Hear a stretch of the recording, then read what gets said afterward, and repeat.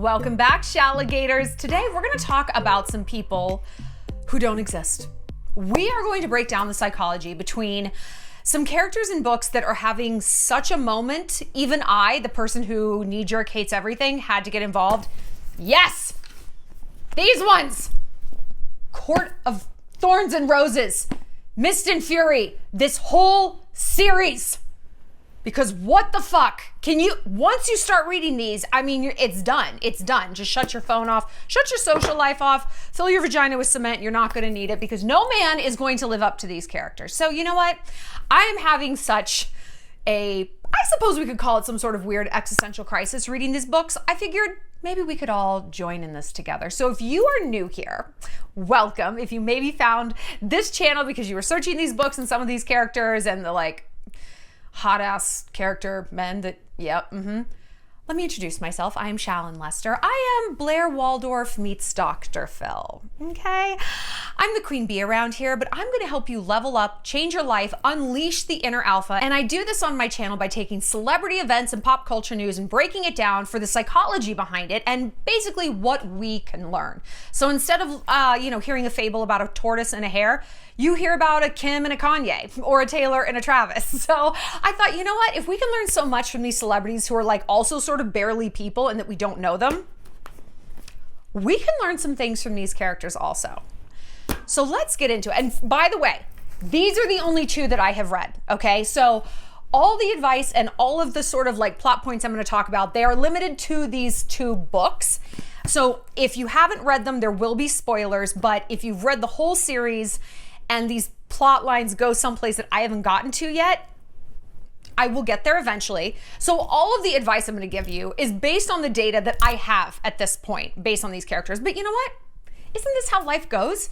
You make assumptions and judgments about people based on what you know. And sometimes hindsight is 20/20. What are you going to do? So today we're going to talk about the psychology of Feyre, the main character. I'm going to call it the ACOTAR series. Do people do that? I don't know. I'm not part of Book Talk. For your reference, I am a 2-time published Random House author. I did not publish anything as successful as this, and I'm actually working on my 3rd book. Yay. So this is getting me really in the literary mind frame again. So I have some experience with fictional characters, but again, not in a way that is making me a millionaire. Sorry, gotta stick to YouTube for that. So we're gonna break down the psychology behind Feyre, and I'm gonna tell you why I'm actually a Tamlin apologist. I'm not saying I'm team Tamlin. There's a difference. I'm team Rhys because, daddy, right? Fucking daddy. But I get Tamlin. Does this mean I have a very high tolerance for an abusive-ish controlling man?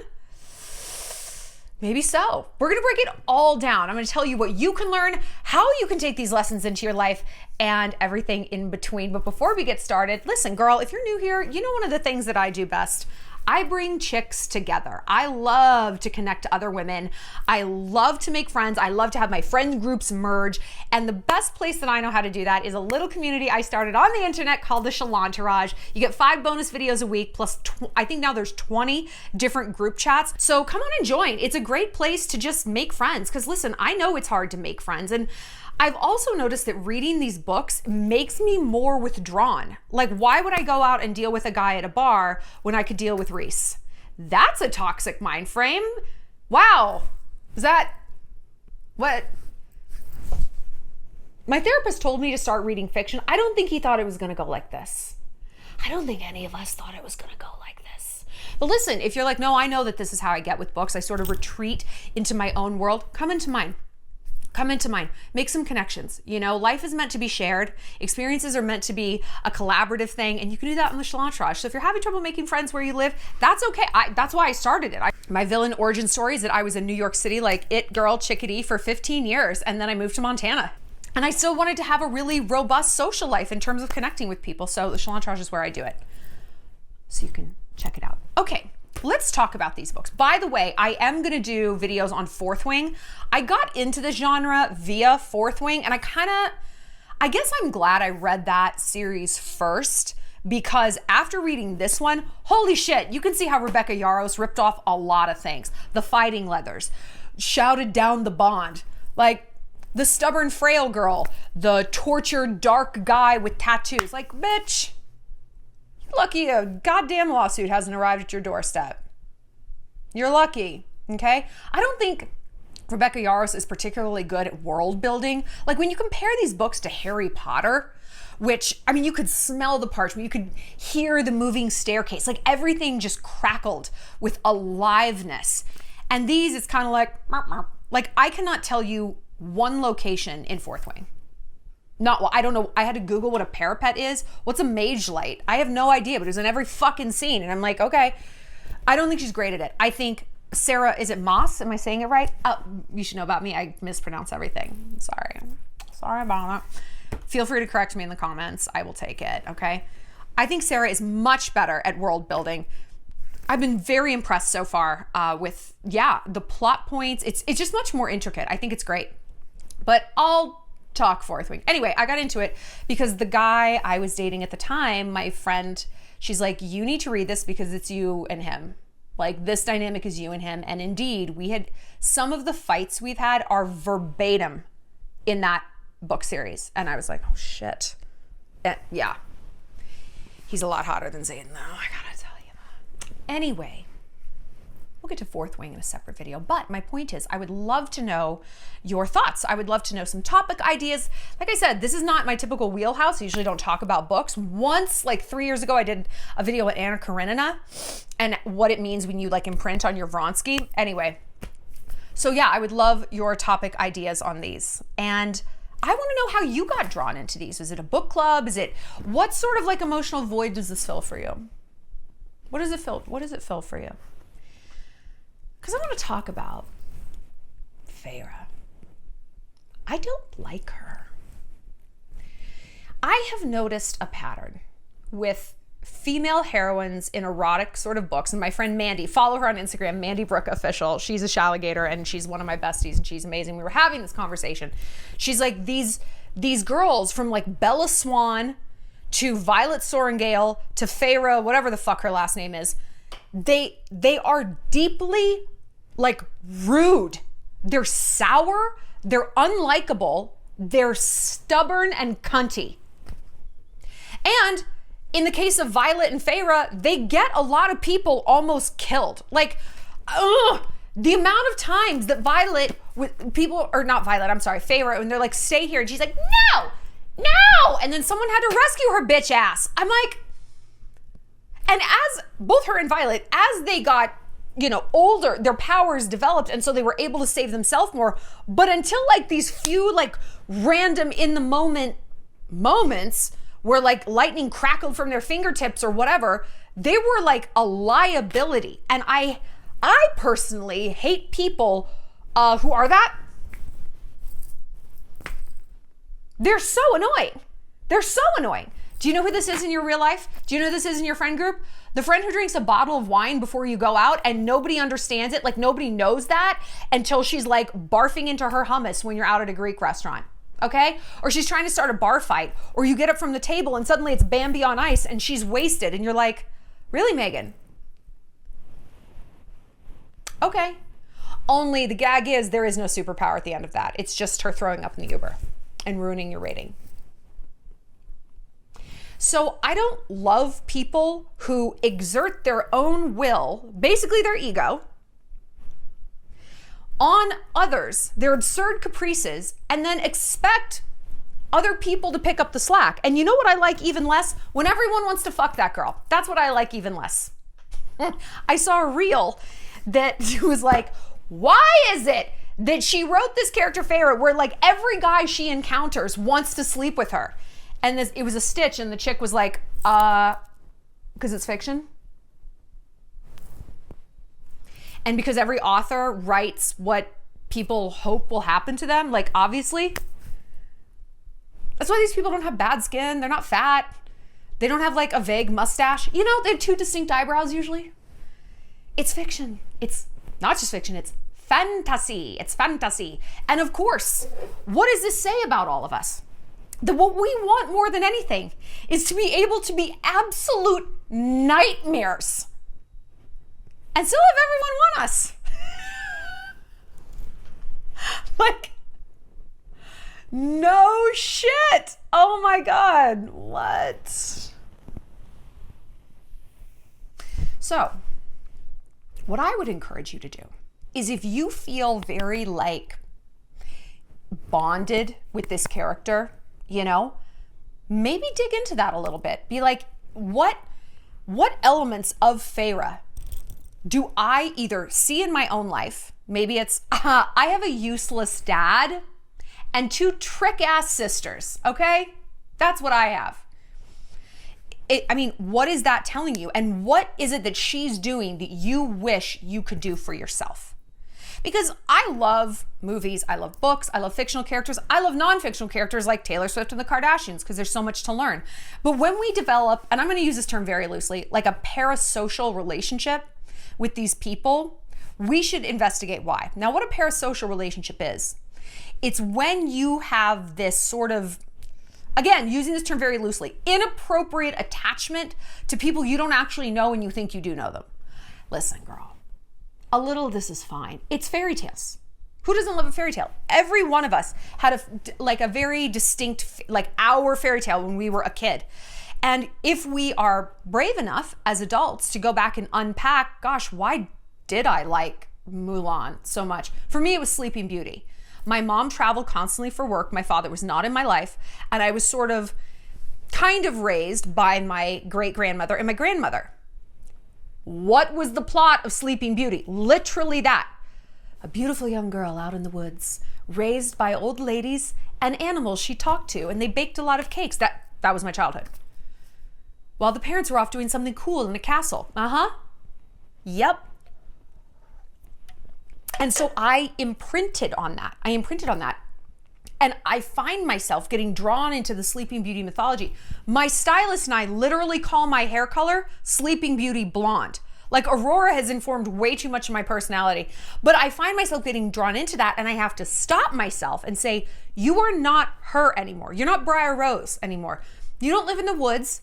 You are an autonomous adult, and you are actually the architect of your own destiny. You're not a kid anymore. And so it's great to see ourselves in these characters. And oh my God, Feyre, like I get it. Like, I get that she doesn't want to be caged in. We're going to get to that in a second. But I do think it's also very important to recognize that you have power in your life. No, I don't. Shut the fuck up. Yes, you do. Yes, you do. There is one thing you should know about me. I don't deal with victims. I deal with champions. We can be victimized by things in life. Absolutely. I'm not a toxic positivity psychopath like that. I mean, things hurt us and they knock us down. It is your choice, however, whether or not you want to stay down. And what you might be doing, which a lot of people do, is they look at people in this world who are successful or pretty or thin, and they're like, nothing bad's ever happened to them. That's not true. Bad is obviously a relative term. Maybe nothing as bad happened to them as happened to you. It's all about context. I mean, maybe their bad thing is actually the worst thing that's happened to them. And so for them, it was catastrophic. For you, maybe you could have rolled with it. Do you see what I'm saying? The point is, we have the right to decide what is deemed catastrophic in our light. And guess the fuck what? You also have the right, nay, the obligation, to pick yourself back up and keep going. Like I said, if you're new here, you're in luck, because that's what I teach you to do. Resilience, champion narrative, not a victim narrative, because a victim narrative is gross. It is so unattractive. It is so unattractive. And in one of the most recent videos I did about Diddy, that chinless, God, I hate that man. I identified all of the traits abusers love to see in a woman. The things they hone in on, the weak spots, the behaviors, the narratives, the patterns and pathologies that put a target on your back. And one of them was the guy who wants to save you. That's its own kind of predator. Because when someone saves you, they own you. Tamlin. Tamlin, Tamlin, Tamlin. Like I said, I am a Tamlin apologist. I'm not Team Tamlin, don't want them to end up together. And by the way, please don't put any spoilers here. It's such a dick move, and I will find something to spoil in your life. Maybe it's your address on the internet. You don't know me. I don't come to play. Like, I am a very Machiavellian, horrible, warlike person. I am a snake of a woman, just hissing beneath the surface. Try it. Anyway, Tamlin. I like to look at things from everyone's point of view, you know, and Sarah has done a good job of writing characters that I think merit further introspection. What I do think was interesting was how compared to Mist and Fury, this was like bad. And I remember reading it and I'm like, her love story with Tamlin is just like, murmur. It's just kind of like flat. And then you get to this and you're like, oh, she wasn't in love with him. Holy shit. First of all, from an author standpoint, what a gamble to do that, to write a book that you know is like kind of bad compared to what you're about to write, hoping that the audience is going to stick around. Holy shit. Like that is some confidence. I love it. I love to see that. And because it was genius. It's genius. Like I'm going to write this love story purposely bland so that when she meets the actual one, blows them out of the water. That's a lesson in and of itself, you know, about things get better, you know? Like, have you ever been in love with someone and you're like, I'm going to love him forever. This is the best I could ever find. The guy who reminds me of Xaden and also Rhys, that was the feeling I had. And we recently broke up and I'm like all fucking twisted about it. And I remember telling all my friends, I say I remember because it was like 2 weeks ago. It was very recent. And I told my friends, good luck to the next guy I meet because I'm going to be comparing everyone to him, to Shadow Daddy. And they're not going to probably come up. It's going to be sucky for this new guy.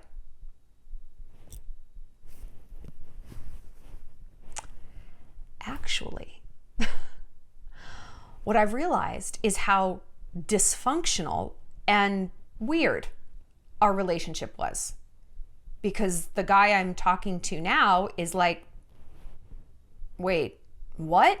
All of the things I had just kind of accepted about that prior relationship are not present in this one. And it's like, what? I love and hate being wrong, you know? I love to be right. I love a good I told you so moment. But when you realize that you will be happy again, and you know what? You'll probably be happier. It's a wild feeling, isn't it? It's wild.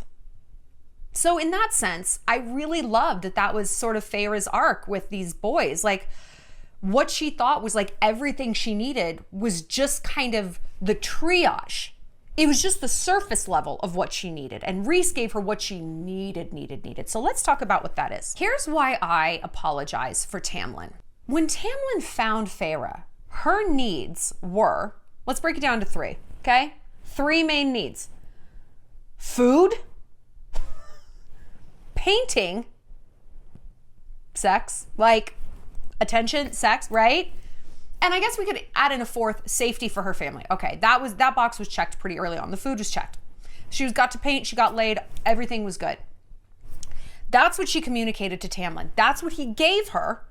She wants to get all blasted on fairy wine and roll around. And remember, he's like, don't go underwater, don't drink that, don't do that. And she's like, meh! And she did everything. She literally did everything that man asked her not to do. All right. He did everything she asked of him. That's what fucks me up, is like, he asked for nothing from her. He asked for like, it was like, please don't go out at night. Please don't drink this. Don't do, just, it's not safe. And it's like, why? Meh! That is what a child does.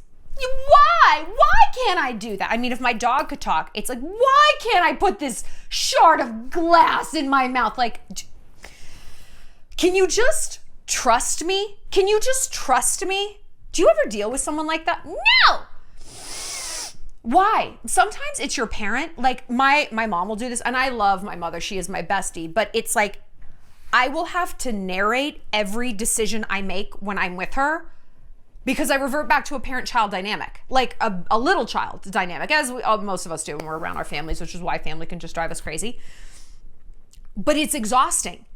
And sometimes I just want to say, not just to her, but to a lot of people I deal with in business, like I I do not have the bandwidth, nor am I inclined, even if I did, to explain to you the methodology of why I do what I do.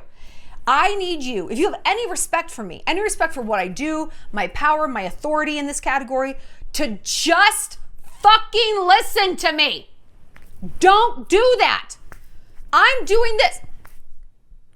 That speaks to a huge disrespect that Feyre had for Tamlin. Please don't do this. And yet he gave her everything she wanted. What he asked for was merely, don't do this. I don't actually need you to do anything in my life. You know, I don't need you to save me. He didn't need her to like fix him or rescue him. He's like, just please avoid fucking killing yourself. Can you do that? Nope, she couldn't. No. And people constantly had to come to her defense. And then it was like, cool that she's so stubborn. It isn't, it's disrespectful. And if exerting our will, our identity as a woman, if that only can happen at the expense of other people, fuck us. Like, that's such a dick move.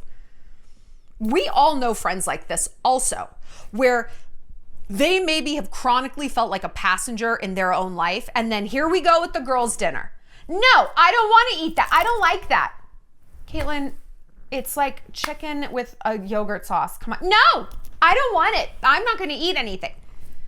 They have hills that they die on. And it comes up like in these random moments. And it's like, listen, girl, I get that you're a passenger in your own life and you have no real way to exert your own like identity and agency on the world. Don't run this fucking game on me right now here at this Greek restaurant. I don't know why Greek food is on my mind today. It just is. There's none in this town, by the way. Anyway, I find that personality very annoying. And again, it's disrespectful. We are responsible for getting our ego wiggles out. We are responsible for making sure we are whole and healthy. And like I said, if the only way we can do that is to be a contrarian against other people, no wonder we're alone with our books. Like, right? No wonder.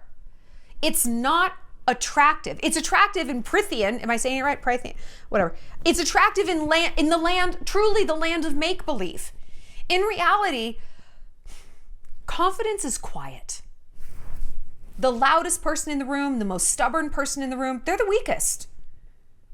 They're always the weakest. The person who has to be right, the one-upper in a conversation, that person who's always referencing the New York Times or something, who's trying to big league everyone, who's putting everybody down, those behaviors come from a very, very weak ego. Because what the ego does, it's a psychological thing called leveling. When your ego isn't in a good place and you're encountering something that like pokes up against that, you're going to either puff yourself up. Actually, it's Feyre, okay? And or you're gonna cut the other people down. Wow, I thought you were an editor, Shallon. I thought you were an author and you can't even say Feyre, like you can't even pronounce these characters. Is that an attractive person? Is that a person you wanted to party? No, that's a person you want to leave by the side of the road. We can't be that person either, all right? And it seems like, okay, well, if I need my ego to be like validated, hello, I'm going to exert my independence. Yes, I want you to do that, but not in a way that is very disrespectful, nay, harmful to others. When you are taking your problem and you're making it someone else's problem, you're not exerting your ego. You're literally just being a brat. You're being a brat, and everyone can see it. And it's not cute. And listen, sweetheart, I am saying this because I have been down all of these roads. I will never lecture you on something that I myself have not done constantly. So I'm with you. I'm with you right here, okay?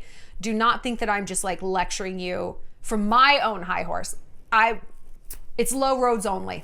So when I read Feyre acting this way, I was like, oh, this personality type sucks. And then you layer onto it the fact that she's such a sourpuss. I mean, she doesn't like laugh and play, like unless she's wasted. That's kind of weird. In these books, it's like, I smiled for the first time in 3 months. What? Yikes. Okay, but let's go back to her and Tamlin. He gives her everything she wants. The things that he identifies in his like blunt instrument man brain: food, shelter, safety. What are men hardwired to do? And I know he's a fairy. We're not just, he's a man. We're going with man, okay? Men are hardwired to do three things, the three P's: possess, protect, provide. Now, all three of these things can go toxic, as almost anything can, right? Let's look at what women are hardwired to do. Nurture, right? Bond, grow. Obviously, these can go bad. You can have a nurturing woman who's an absolute smothering, jealous wet blanket. She can bond and be a stage 5 clinger. Every behavior can go in a bad way. It's not a man thing by any means. But he, by this metric, was crushing it as a man. He was providing 100%, protecting absolutely, and possessing. Was he, however, doing it in a toxic way? That's the thing. And that's what we need to look at in our own life. At what point do these behaviors that we want from men? I am the feminine feminist. I love men. I am not here to tell you to like split the check.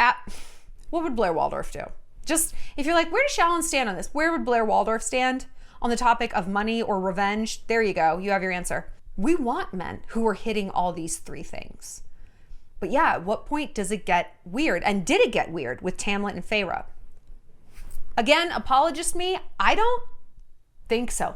I do not think that he was toxic to the point that he deserved the way she treated him. I do not think that. Because they came out from under the mountain. She's so traumatized, like riddled with PTSD. And he's like, just stay here. No! Okay, come to the public functions with me. No, I hate it.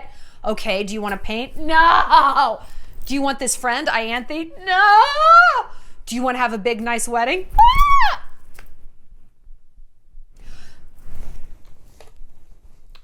What do you fucking want then?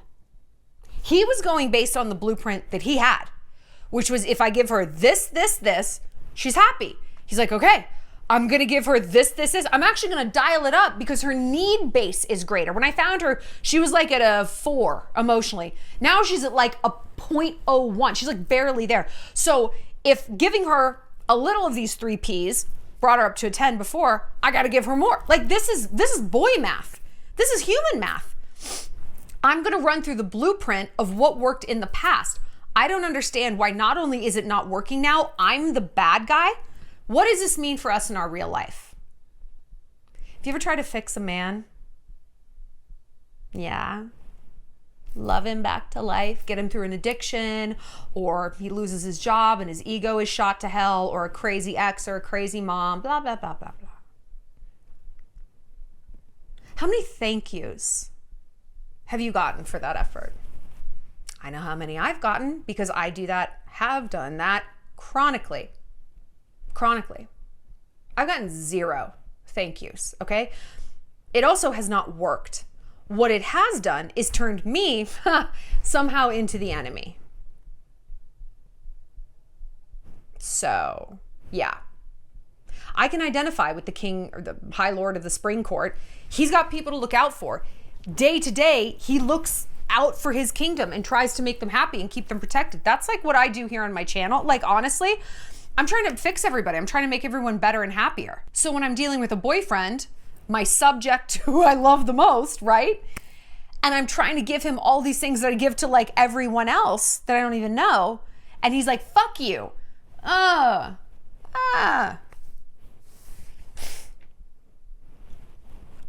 What? And you know who those guys end up leaving you for? The crazy girls. What? The crazy, slutty bartenders with blue hair. That's who they leave you for. You know why? She's not trying to fix him. She's just saying this worst version of himself. And that's great for him because he now no longer is laboring under this burden of trying to be his better self and fix himself. He just gets to wallow. My ex, Tom, an addict, if you're not new to my channel, you know who he is. is now dating a 35-year-old with face tattoos and spacers in her ears, not hair. Covered, she's a tattoo artist. She's like a multi-time convict felon. I don't know the difference because I'm not trash. I actually don't know the difference. You know why he's dating her? Because she doesn't make him better. She doesn't put pressure on him to get his act together. I did. I saw something in him that was beautiful and brilliant, and she doesn't. She sees something that just, it's like this wallow loop. And so when I look at Tamlin and when I look at Rhys, and don't get me wrong, I love Rhys, you know, we love him. But it's like one of them was like, do your thing, be crazy as fuck. You want to get in the battlefield? You want to try to fuck up these soldiers? Sure, whatever. If that's what you want, go for it. And fine. But Tamlin's not the bad guy there. Tamlin's not the bad guy for trying to give her space to heal and focus on herself. Now, like we said though, things can go a little bit lefty left. Things can get a little intense. Where is the line between love and possession? Where does this lie? It's tricky. It's tricky business. You are extremely susceptible to an abusive, manipulative person if you are unwilling to do the work to fix yourself. What does that look like? How do you know? You, first of all, are very fucking defensive when anyone gives you a note, any person, from what you wear to what you eat to your career. You can't take anything. Dr. Phil calls this the psychological sunburn. If you have a sunburn, a touch that's normal, it hurts. Same with your psychology. When you're in a bad place, normal feedback, a normal suggestion, hey, I noticed you've been so depressed and anxious. Do you want to start working out with me? No! Are you calling me fat? Ooh, that's a touch on some psychologically sunburned skin. You can't hear shit from anyone, all right? Not your parents. And listen, I'm not saying that a healthy person is just like, oh, yes, okay, and takes in every single bit of feedback, obeys everyone else. No. Another thing you'll learn if you're new here is that I deal very much in the middle path. Extremes are easy. I'm gonna do everything everyone wants. I can't hear shit from anybody. Those people, the extremists, are always the weakest, always. We're about the middle path. I'm gonna listen. Okay. Yeah, you know what? I'll think about that. That might be a good idea. Or, you know, I have thought about doing that, but I just don't think it's right for me. And yeah, right now the path I'm on, I can see where it's gonna go. You can respond to feedback in a way that's calm and poised because you're not so ego deficient. And a controlling man will see how defensive you are and he's like, all right, okay. I know exactly what to say to her. I just have to stroke her like a little kitty cat and tell her what she wants to hear. And all the while I'm isolating her, caging her in. I'm gonna build up that little ego, make her feel good and be like, you look so fat today. And boom, I'm gonna crush her down. And she's not gonna know what happened. Another way you're gonna know if you're not willing to do your own work on yourself is, are you? I mean, it's a pretty binary question. Either you're working on yourself or you're not. Either you are working to make yourself better or your problems are working to make you worse. Your mind is going in one direction or the other. Your thoughts are going in one direction or the other. Which direction is it? Well, I don't know. Okay, no, then your fear brain is actually, it's decided for you. It's going bad. What you're doing with this mindset is spiraling. And you might be saying, no, I spend a lot of time daydreaming and I think about these characters. That's great. I love to think about the things that I like. I also prefer to go out and live. Go out and live, girl. And the way you do that is by getting your head right. Are you in therapy? Are you working out? Like, are you a passenger in your life or are you in the driver's seat? Because if you are a passenger, yeah, you're not going to notice the difference between love and someone who wants to protect, provide, possess in a healthy way, and someone who's controlling. Because guess what? You don't actually care. If you don't want to drive, you don't get to be the backseat driver. Why are you in the passenger seat if you are so fucking particular about where you go and how you get there? You're not. You're not, clearly. And you know what? That's obvious. It's obvious. It's obvious to predators. I have a lot of darkness inside me. I am kind of a predator, and I can look, I can see these people. I pick them out of a crowd and be like, I know exactly what to say to that girl to be manipulative. If I was a guy, I could picture exactly what a guy would say. I can see it on dudes too. I don't do it because it's sucky and it's mean. I'm like Dexter, I keep it to a dull roar. But you are very apparent to a controlling man. Another way you work on yourself that Feyre kind of never did, or she did, but like too late to save her relationship with Tamlin, is ask yourself, what on earth do you want out of life? Who are you? What do you like? Not what's trendy. Not maybe what is the label applied to you. You're the goth girl, you're the book nerd, you're the slut, you're the this, whatever. What do you want to be? If you don't use your energy to go after your own dreams, guess what? Other people will use your energy to go after theirs. This is like the absolute truth of corporate America. I mean, nobody cares about your dreams. And clearly you don't either, because you don't work for them. You work for someone else's. I'm not saying you need to drop out of school and start your own like flower shop or something, but you need to have a very clear idea of what works for you and what doesn't. And you might be thinking, that sounds pretty contrary to the take in all of these opinions and don't be pissy about it. No. Someone who is truly okay with themselves, they can spend time by themselves, not doom scrolling on their phone for hours, not panic eating, not just binging something, but just being alone, going for a walk without headphones, laying in bed and just daydreaming, journaling, drawing. The more you can do things that will click into that positive vibration where you're like, oh, I feel so aligned when I do this. I love this. I love this. You become so much more whole as a person. And therefore, yeah, when people give you feedback, you can say, oh, I never thought of that. Because you know what? The concept of you thinking about changing and growing and trying new things is not weird. It's like, oh yeah, I'm always asking myself, do I like this? What about this? My mind is so open for so many different pathways in life that if someone illuminates another one, I'm like, oh, sure, like throw it into the mix. Let's see what goes on.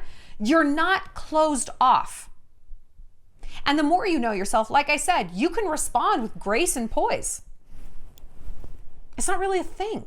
So like we said in the beginning, if you need a guy to save you, he owns you. The way we feel like we own the men that we're trying to save. Because what kind of betrayal is it? Yeah, when, let's say we do fix the guy and we like love him through this crisis. You know what they do 9 times out of 10? They dump us. Why? Because we are a touchstone. We are the physical embodiment to the worst version of themselves. We are the furniture in the rock bottom. And they want to move on. They don't want to see themselves like that. They just want to, and you know how men are, they throw the baby out with the bathwater. It's like, it's an all or nothing. So if you bind yourself to someone and become codependent and make his problems your problems, what you will get for that is either he will leave and just be a garbage person with the next chick, or he will leave and the next chick will get the best version of him you have been holding out for.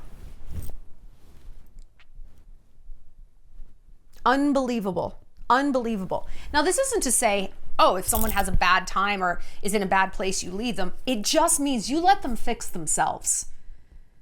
You encourage them. I say this all the time in other videos. Cheerleaders don't play. Tyrone is not passing Brittany the ball. She's cheering. You can do it. You can do it. And that's it. That's all she's doing. She is not running the pass. She's not even giving him ideas on how to run the pass. She's just like, I know you got that. Yeah. Odell got that. That's it. And that is tough. It's tough to disconnect and not try to fix everybody.